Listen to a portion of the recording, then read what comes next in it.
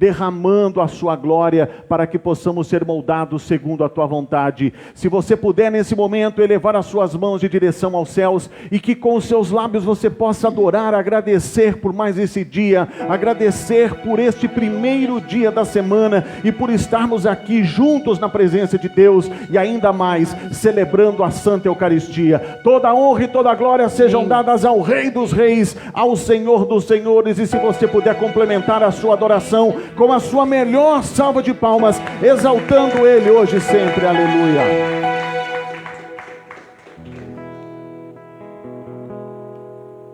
Paz, irmãos, amém? Vamos adorar o Senhor, amém?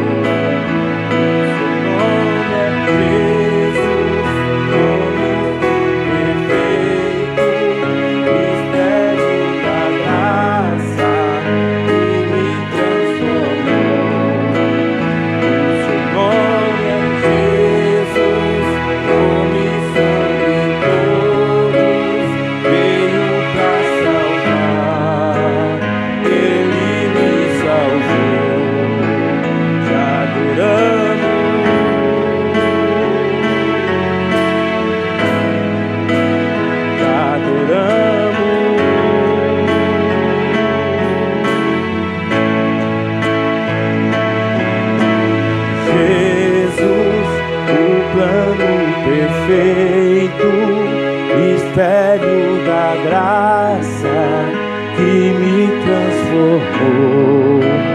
O seu nome é Jesus, nome sobre todos, veio para salvar, Ele me salvou.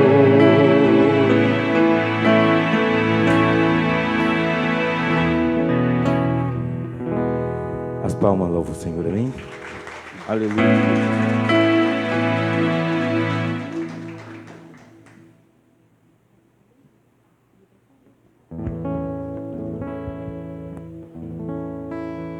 Ainda louvando ao Senhor,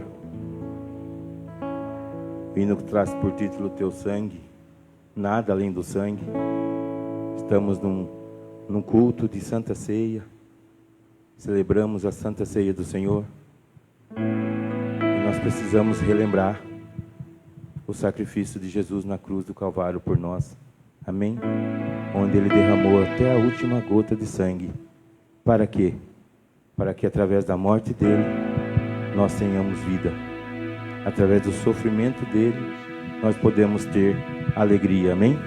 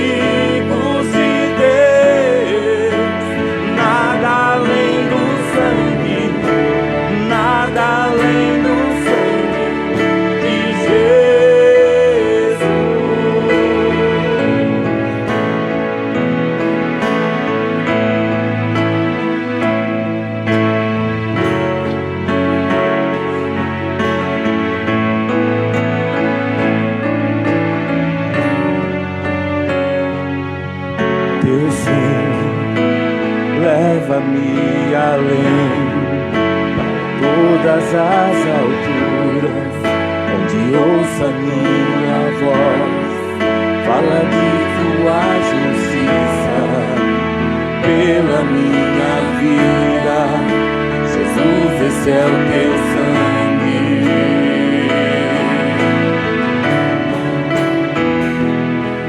Tua cruz mostra tua graça, fala do amor do Pai e prepara para nós o caminho para Ele, onde posso me achegar somente pelo sangue.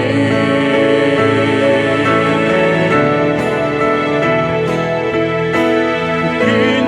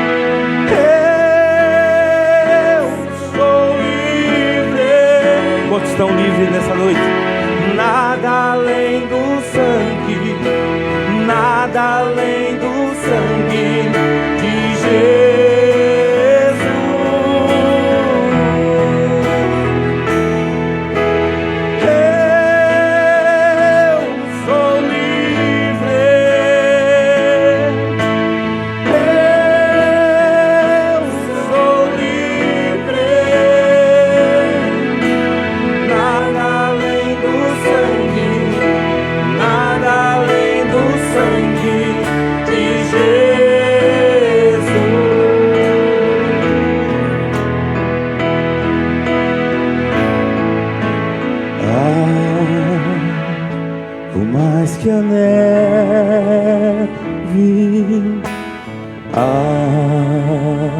por mais que a neve, se nesse sangue lavrado, mais alto que a neve serei. Mais uma vez.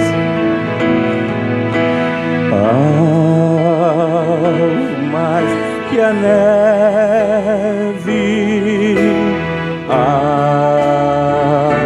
mais que a neve, se nesse sangue lavrado, mais alto que a neve serei. Aleluia, Jesus. As palmas louvam o Senhor, amém?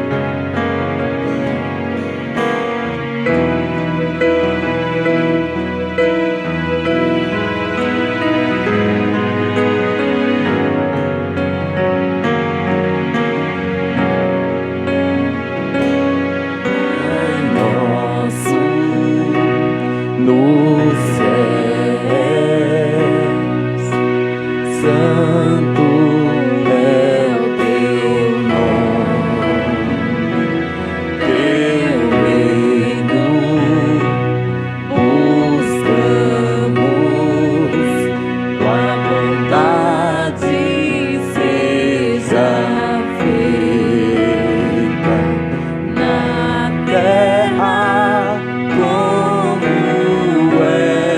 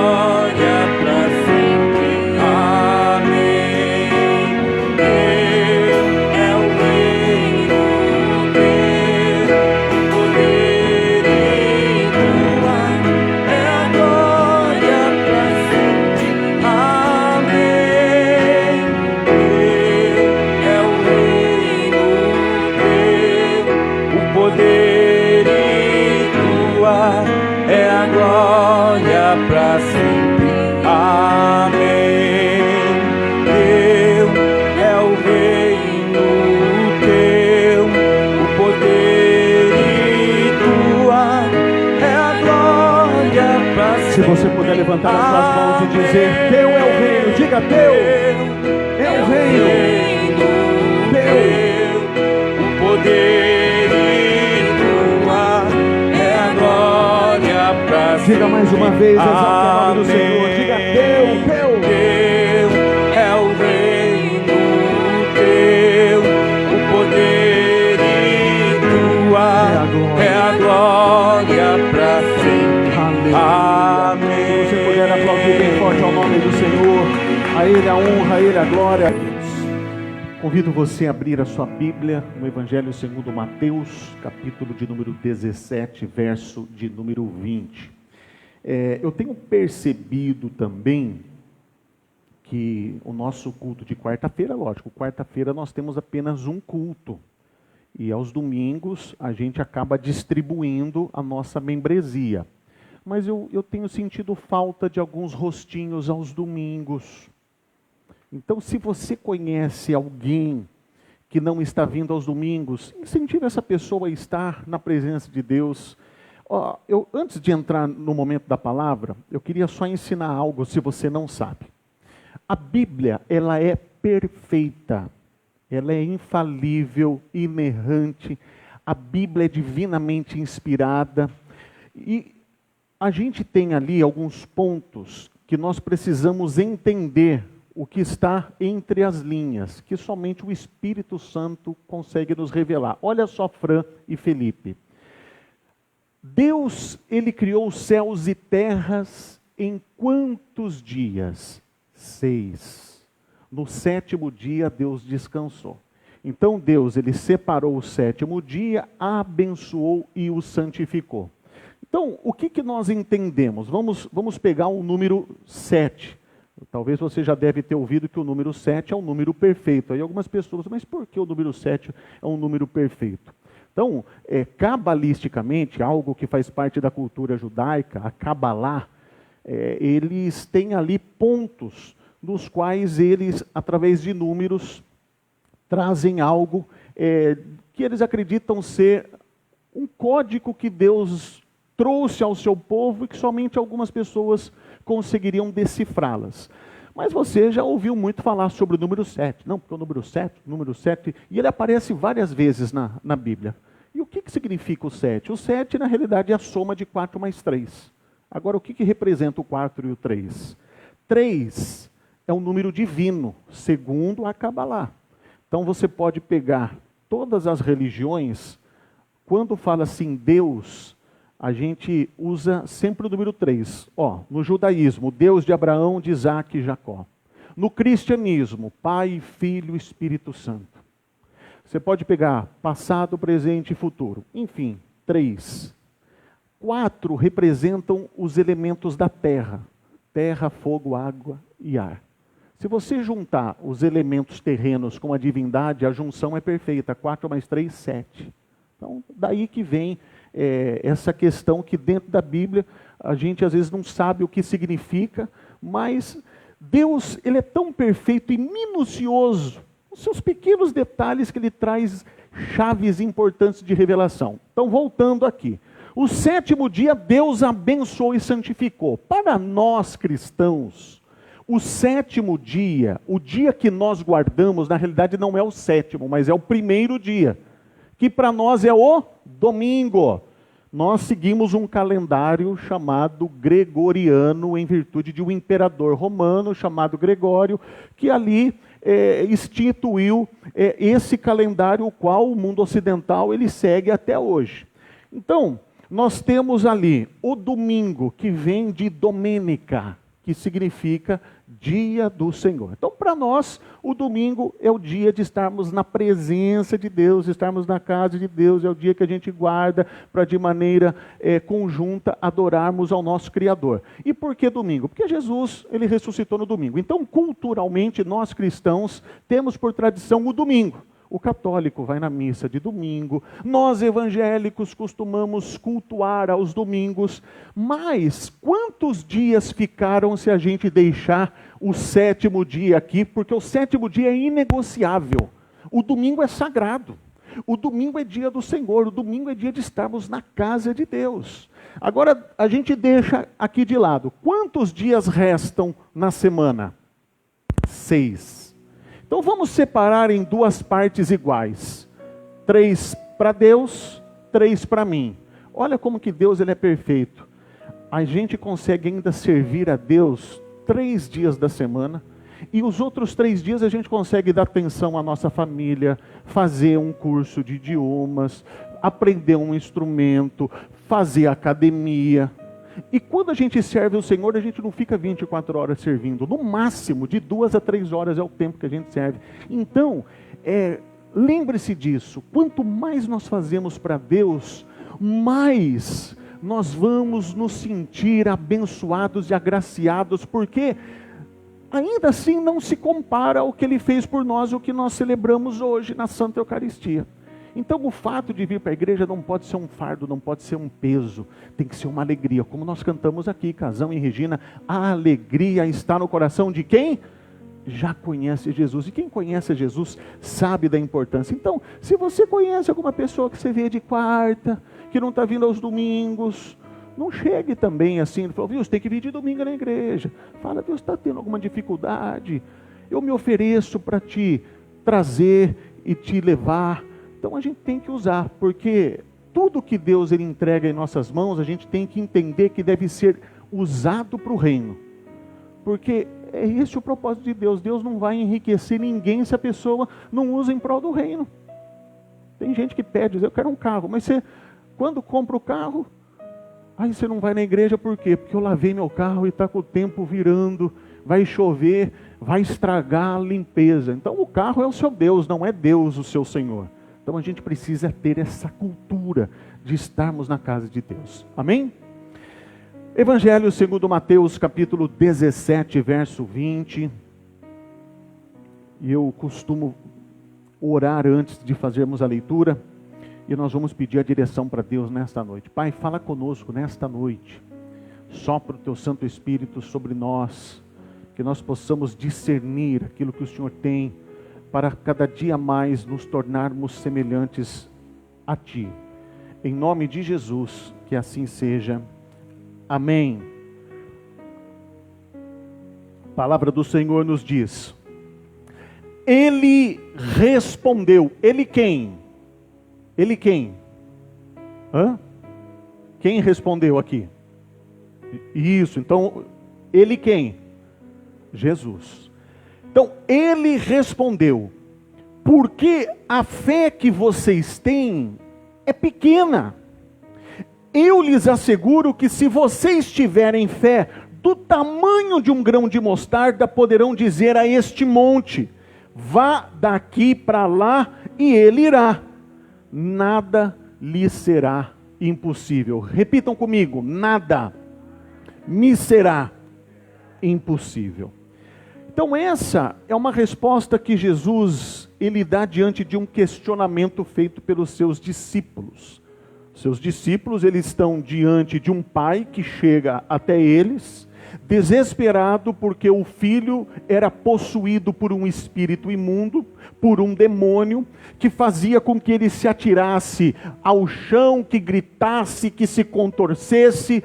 E esse pai desesperado chega até os discípulos de Jesus e pede, por favor, dê um fim, dê um basta, para que o meu filho seja salvo, para que o meu filho seja liberto, para que o meu filho seja curado. E eles usaram o nome de Jesus e não expulsaram o espírito que possuía aquele menino. Aí eles chegam diante de Jesus, e Jesus repreende o espírito, e imediatamente o espírito sai daquele menino. E Jesus então repreende os seus discípulos. Ô geração incrédula! Porque eles perguntam, por que nós não conseguimos expulsar se usamos o teu nome? E Jesus ele responde, porque a fé que vocês têm é pequena. Mas se tivessem a fé do tamanho de um grão de mostarda, você diria, este monte vai daqui para lá, e assim será feito. Então, Jesus ele responde que a fé que eles tinham era pequenininha. E em seguida ele dá o exemplo de um grão de mostarda. Mas o que Jesus estava querendo dizer com aquilo? Infelizmente hoje o Evangelho, ele perdeu a sua essência. O Evangelho que foi primeiramente anunciado por Jesus e posteriormente pelos apóstolos, ele hoje é um Evangelho totalmente distorcido. Hoje o que nós vemos são algumas pessoas usando versículos totalmente isolados de um contexto, dando uma conotação diferente do que está sendo passado em sua natureza, em seu propósito, e gerando uma compreensão totalmente distorcida do seu verdadeiro sentido. Por exemplo, esse próprio versículo que eu pedi para que você repetisse: e nada lhe será impossível. Eu acredito que você mesmo um dia já ouviu alguém dizer que nada é impossível em nome do Senhor. Então, se nada me é impossível, se nós analisarmos esta frase, então isso vai trazer uma conotação de que tudo é possível em nome de Jesus. Então, se eu quiser ganhar na Mega Sena, em nome de Jesus, assim vai acontecer? É assim? Não, porque senão estava todo mundo milionário. É ou não é? Mas não. Então aqui nesta passagem, por exemplo, quem nunca repetiu de maneira distorcida, dizendo que a fé move montanhas? O que Jesus estava realmente querendo dizer aos seus discípulos? Primeiro, Jesus estava dizendo que o reino de Deus tem pequenos princípios. Daí ele usa o exemplo do grão de mostarda, que hoje nós sabemos que não é a menor semente, mas à época, para aquela cultura, para aquele povo, era a menor semente que eles tinham por conhecimento. Por isso que Jesus a usa como exemplo. Então, o grão de mostarda, ele começa como uma sementinha, ou seja, começa pequeno, mas depois se torna grande e a princípio parece ser insignificante, mas com o tempo se torna uma árvore frondosa, robusta, na qual inclusive os pássaros vêm para fazer os seus ninhos. Então, de certa forma, Jesus fazia uma referência à entrada dos gentios ao reino de Deus, uma vez que os judeus, a quem era o povo escolhido e a quem Jesus anuncia primeiramente as boas novas do reino de Deus, este povo rejeitou. Então, Jesus ele queria ensinar aos seus discípulos que o teu reino parecia pequeno e insignificante diante da rejeição que ele recebia. Mas ele queria encorajar os seus seguidores a perseverar e confiar que Deus haveria de trazer o seu reino aqui na terra, e aquilo que Jesus estava fazendo com os seus discípulos, de anunciar as boas novas, era apenas o começo. Era essa sementinha de mostarda lançada na terra, mas que um dia se tornaria uma árvore robusta. E por isso ele diz que se tivermos essa fé, essa confiança no teu reino, como um pequeno grão de mostarda, jogando-as nesta terra, o reino de Deus estará exercendo o seu domínio sobre a humanidade e sobre qualquer força que venha se manifestar nessa terra. Então, é também a execução do seu plano de redenção neste mundo. Então, Jesus ele quer dizer que o plano de redenção, o poder de Deus, vai atuando através de instrumentos e pessoas que são quem? Os semeadores.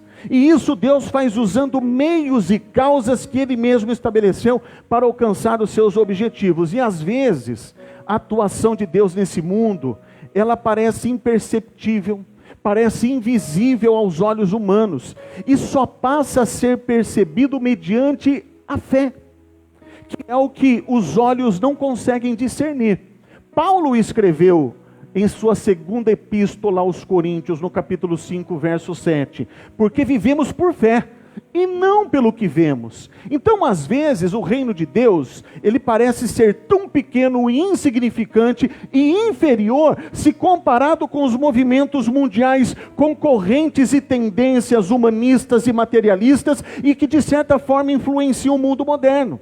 Então, quando a gente pensa no cristianismo como uma força, porém comparada com as demais forças que imperam e atuam aqui na terra, as quais moldam a nossa sociedade, realmente parece como uma semente de mostarda. Ainda quando nós vemos na história, e ainda hoje, cristãos sendo perseguidos, cristãos sendo rejeitados, cristãos sendo hostilizados em todo e qualquer lugar. Então a semente pode parecer pequena, pequena, mas a árvore que ela produz é grande, é frondosa, e haverá um dia em que todo joelho se dobrará e toda língua confessará que Jesus, o Rei deste reino, é o Senhor no céu, na terra e até mesmo debaixo da terra.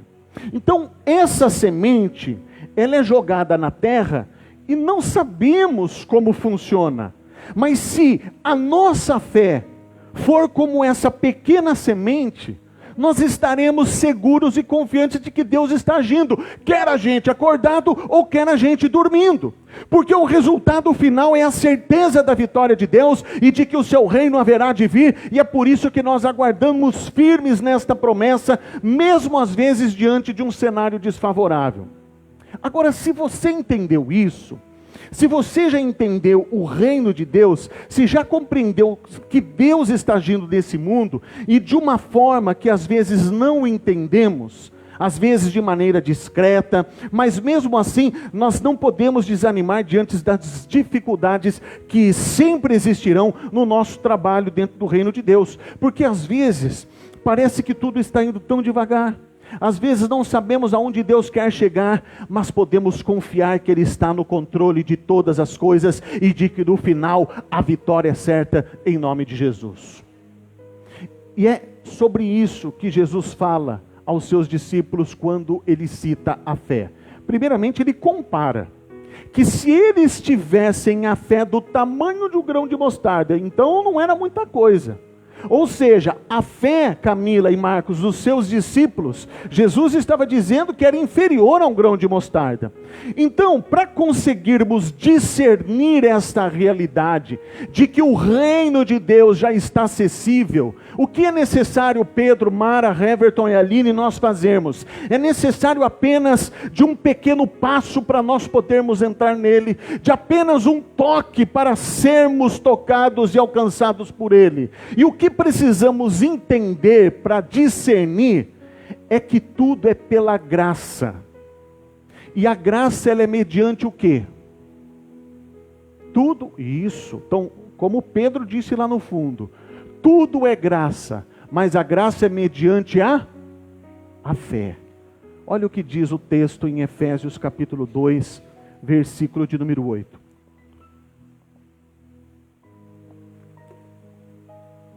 Pois pela graça vocês são salvos. Então nós somos salvos por meio do quê? Porque isso não vem de nós, é dom de Deus. Graça, ela não é o mesmo que eu apresentar para você um aparelho de celular e falar, quer? Você me pergunta, quanto custa? Eu digo, não, é de graça. Não é nesse sentido. Então o que significa graça? Graça é a tradução da palavra grega carim. Carim, ao pé da letra no português, significa favor imerecido. É um favor que Deus fez por nós sem que nós merecêssemos. Então, como que nós desenvolvemos a nossa fé? A partir da graça. Então, para nós começarmos a entender e permitir que a graça flua em nossas vidas, para que, Mônica, a nossa fé desenvolva, a gente precisa, em primeiro lugar, olhar para a existência, olhar para a natureza do nosso ser. Então, primeiro passo, eu olho para a existência e para a natureza do nosso ser. Você já percebeu que tudo veio pronto? Tudo veio pronto. É ou não é, Casão? Tudo veio pronto. Tudo nos foi dado. Nós nascemos nesta experiência. Mamamos sem saber o porquê. Engatinhamos sem consciência, porque nos primeiros meses de vida, os bebês estão emocionalmente ligados aos seus pais e reagem de acordo com os seus sentimentos. Comemos sem saber que para termos o alimento é necessário trabalho. o que vamos nos despertar para isso lá na frente. Então tudo é graça. Vamos tornando adolescentes e adultos sem pedir por isso, porque tudo acontece. Assim como as sementes germinam, assim como os frutos brotam, assim como o sol, ele dá a luz que nos dá vida, nenhum de nós, nenhum ser humano montou isso. Tudo veio pronto, tudo é graça e tudo que fazemos é produzir a partir de tudo isso, do que já estava aqui. Então quando Jesus ele fala sobre arrependimento, que é o que eu falei na pregação do domingo passado, nós estamos falando sobre colheita no mês de setembro. E eu enfatizei no domingo passado que todas as vezes que nós semeamos, nós colheremos. Mas nem sempre é da maneira como nós esperamos. Eu falei sobre o princípio de causa e casualidade, que é a lei da semeadura. Plantou, colheu. Mas eu falei que às vezes a gente semeia, mas a gente não colhe a princípio como a gente esperava colher, porque há uma agenda celestial, a qual nos é oculta e qual foge do nosso controle. E em terceiro lugar, nós falamos também que há algo chamado aleatoriedade humana, que não dá garantia nenhuma para nós. Eu disse domingo passado, que garantia você tem? Não é pelo fato de estarmos aqui, que nós temos a garantia de sair ali fora e de nós não sermos assaltados. Que garantia nós temos? De nós não sofrermos um assalto, de nós não sofrermos um acidente, de nós não sermos acometidos com uma doença grave. Nós não temos garantia nenhuma. Mas eu disse também do domingo passado, se nós quisermos ter segurança, nós precisamos nos arrepender. Porque é essa mensagem que primeiro foi anunciado por João Batista e foi pregado por Jesus. As boas novas do arrependimento. Arrependam-se e creiam nas boas novas do reino de Deus. E arrepender, ele traz o sentido de expansão de consciência, de transformação de mentalidade, de mudança de pensamento. Por quê? Porque à medida que João Batista falava, demonstrem frutos de vosso arrependimento. Então, quando Jesus e João Batista, que primeiro anunciou que é necessário provas deste arrependimento, é necessário entender que o arrependimento é uma pré-condição para receber o benefício de Deus. E o que é isso? Se não, Patrícia e Carlos Antônio, cair em mim e perceber que nada eu sou sem aquele que me chamou para existir. Eu não sou nada. Você tem que ter essa consciência, admitir que você não é nada. Isso é graça, tudo já estava aqui. E é interessante que Paulo vai nos ensinar um pouco sobre isso, porque Paulo, a princípio ele discursava nas praças, porque isso era comum na Grécia Antiga, no berço da filosofia, e ali no lugar chamado Ágora, que era um espaço, uma praça, aonde os filósofos discursavam, debatiam as suas ideias, mas quando alguém trazia uma ideia, além daquilo que já estava sendo passado, alguém quando se destacava no seu discurso, chamava atenção e esse pessoal era levado para um lugar mais reservado, um lugar chamado Areópago. E no Areópago, Paulo é levado até esse lugar. Por quê? Porque ele começa a discursar, porque na mitologia grega, os gregos, eles tinham as suas divindades, os seus deuses, Zeus, Morfeu, Afrodite, enfim, ali as suas divindades, mas ali havia um espaço para uma inscrição ao Deus desconhecido, um Deus que eles não sabiam, porque era natural na cultura politeísta, as pessoas saberem que para serem agraciadas pelo seu Deus, é uma questão de troca. Então é mérito e demérito. As pessoas precisavam fazer para receber. Com Jesus não existe isso. Mas enfim, eu estou explicando como era a cultura politeísta. Então, para que eles deixassem um Deus calmo, porque às vezes uma tempestade que estava assolando uma cultura, um povo, talvez eles atrelavam a um determinado Deus, a uma divindade. O que a gente precisa fazer para acalmar esse Deus, para que a chuva cesse? Você quer ver um exemplo disso? Quando Jonas é chamado por Deus para pregar a Nínive. Jonas, ele compra uma passagem e ele vai para uma direção oposta, ele quer ir para Jope. E quando ele vai para o fundo do navio, uma grande tempestade ali agita aquela embarcação e todo mundo fica se perguntando: você está de bem com seu Deus? Não, eu estou de bem com meu Deus. Você está de bem com seu Deus? Eu estou de bem com meu Deus. Aí olham para Jonas lá embaixo: você está de bem com seu Deus? Não, eu estou de mal com meu Deus. Ele mandou ir para um lugar, estou indo para o outro. Qual foi o resultado? Arrancaram ele do fundo do navio, expulsaram ele do barco. E aí você já sabe a história de Jonas, que ele é engolido por um peixe. Mas enfim, outro dia a gente prega sobre Jonas. Mas o que Paulo está dizendo? Ao Deus desconhecido, segundo alguns historiadores, houve uma praga que vitimou dezenas de pessoas. E eles também começaram a buscar divindades, até que eles... Falei, pô, a gente já buscou todos os deuses que nós conhecemos, vamos buscar um Deus que a gente não conhece. E segundo a história, ou uma lenda, a praga cessou, a epidemia se cessou.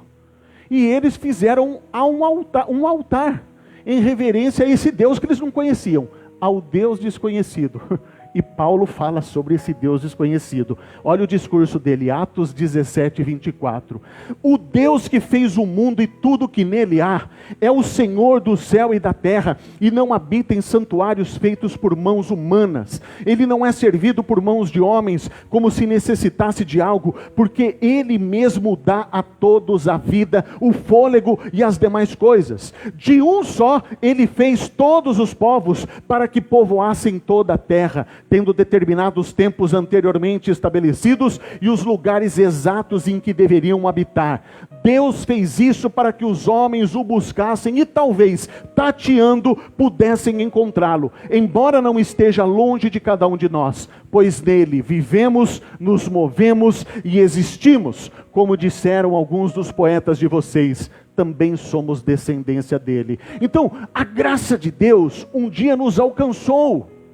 E a única coisa que depende de nós é que a partir do momento em que temos essa consciência, é nos colocarmos de pé e andar. É aquilo que Jesus falou para um homem que estava há 38 anos esperando uma oportunidade para ser lançado no tanque de Betesda. Jesus, ele diz: toma o teu leito, levanta e anda. Levanta, toma o teu leito e anda. Vai. A Bíblia diz nessa história, em que havia o tanque ali chamado de Betesda, a qual um anjo descia, e no chacalhar das suas asas, movia as águas, e o primeiro que entrasse naquele tanque era curado. Agora, a Bíblia deixa claro, Fran e Felipe, 38 anos aquele homem estava ali, sabe fazendo o quê? Esperando que alguém lhe colocasse. Por quê? Ele era paralítico. Então observe que 38 anos, alguém levava ele ali, mas ali ninguém lhe ajudava. Aí Jesus chega para ele e pergunta: você quer ser curado? E o que aquele homem diz? Ele começa a se justificar. Eu não consigo, faz 38 anos que eu estou aqui, mas ninguém me coloca. Lógico que não, todo mundo vai lá para ser curado, você acha que vai deixar? É cada um por si naquele momento. E muitas vezes é isso que nós fazemos. Nós começamos a justificar a nossa omissão em responder à graça de Deus que está aqui, que nos toca, que nos chacoalha, que nos desperta, que nos agita e que nos pergunta a todo instante: quer ser curado? Quer parar de sofrer? Quer dar um fim, um basta nessa situação? Quer deixar de sobreviver e passar a desfrutar a dádiva que é viver? Porque uma coisa é sobreviver, outra coisa é você viver. Qual a diferença de um e de outro? Primeiro, sobrevive. A pessoa que, amanhã é mais um dia, segunda braba, tem que trabalhar por quê? Porque senão eu não recebo salário. Se eu não recebo salário, eu não pago minhas contas. Se eu não pago minhas contas, eu não como. A pessoa não tem perspectiva nenhuma de vida. Empurra os dias com a barriga. Uma pessoa dessa sobrevive. Mas tem gente que vive. Deus, Ele quer, Rosana, que a gente desfrute do presente que Ele nos concedeu, a vida. Ele quer que a gente desfrute, que a gente aproveite, que a gente se comungue, que a gente se irmane, que a gente se solidarize. Então, A vida tem que ser desfrutada com toda intensidade. Então para de dar desculpas pela sua falta de fé, porque se tiver a fé do tamanho de um grão de mostarda, tudo irá mudar em sua vida, em nome de Jesus. Vai mudar a maneira de você encarar os seus problemas, de enfrentar os seus desafios, de lidar com o mal que às vezes bate à nossa porta, de reagirmos nos momentos em que parece que estamos em desvantagem, quando as circunstâncias nos parecem desfavoráveis. Tudo muda, porque a única coisa que você deve fazer é levantar, pegar o seu leito e andar. É como se Jesus dissesse: fique livre do teu mal. Não se revolte por causa da sua ignorância, porque a pior coisa que pode acontecer é ficarmos zangados com as entranhas da vida. Porque às vezes nós somos traídos pela nossa inteligência, que é carnal, mas há uma outra inteligência, a inteligência divina, que é ligada ao Espírito Santo de Deus, e é isso que produzirá fé em nós, e fará crescer em nós a motivação, o desejo de fazer cada vez mais pelo reino de Deus, pelas pessoas, por nós mesmos e pela igreja, pois tudo vem de Deus e cumpre a nós reagirmos à graça divina. Veja nesse propósito de 40 dias, quem está ouvindo as orações de manhã que eu tenho compartilhado, quem está ouvindo os devocionais, quem está no propósito de jejum e oração, eu tenho certeza, você consegue fazer um comparativo, você está sendo melhor com Deus do que antes. Isso é importante, isso vai produzindo frutos em nós dia após dia, e é por isso que a gente quer cada vez mais de Deus, a gente tem sede da palavra, a gente tem sede da presença de Deus, a gente tem vontade de estar aqui, de servir, de o que eu preciso fazer, pastor? Eu preciso servir, me dá uma função, nem que seja para varrer a calçada, faça algo para que eu possa trabalhar, para que eu possa servir. Nós temos que despertar para isso, essa é a reação à graça divina, então tem que ter uma reação, pois a fé não pode ser compreendida de maneira emocional, a fé tem que ser a nossa natureza de ser. E eu termino falando sobre nada subsiste fora da sua origem. Então deixa eu explicar o que isso significa. Uma planta, ela nasce a partir do momento em que uma semente é lançada sobre a terra. Ela é regada, e ela começa a brotar, e ela começa a frutificar, a florescer. Agora o que acontece, Lu, Nelson, Meire, o que acontece se eu arrancar esta folha, esta planta da terra e deixar aqui no canto? O que vai acontecer com ela? Ela vai morrer. Por quê? Porque a planta não subsiste fora da sua origem, que é a terra. Se eu for para um lago, para um rio, e lançar uma tarrafa, e eu ali colher vários peixes, e deixar num canto, o que vai acontecer com o passar das horas com aqueles peixes? Vão morrer. Por quê? O peixe não subsiste fora da sua origem, que é a água. Pastor, não estou entendendo. O autor da carta aos Hebreus diz que, pela fé, nós cremos que céus e terras foram criados conforme a sua santa palavra nos descreve.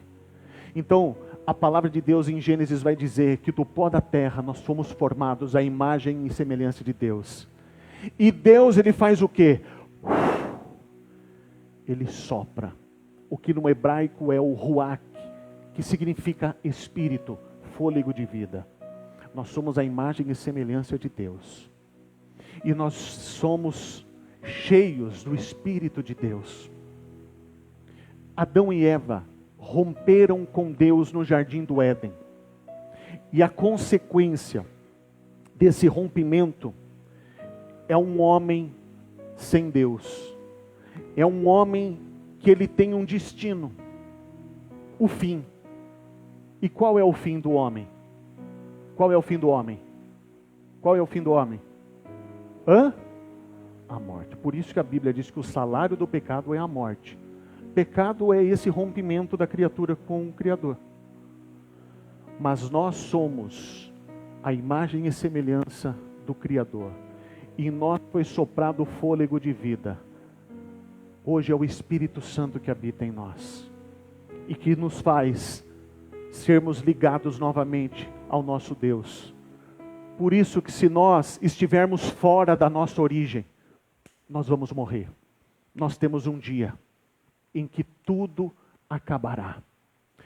Mas se nós estivermos ligados ao Espírito de Deus, consequentemente, nós viveremos, porque nele movemos, existimos, porque nele nós somos tudo e podemos todas as coisas, e é por isso que o texto diz que nada lhe será impossível. Porque há situações que parecem mais obscuras, sem luz, sem solução, mas em Deus depositamos nossa confiança.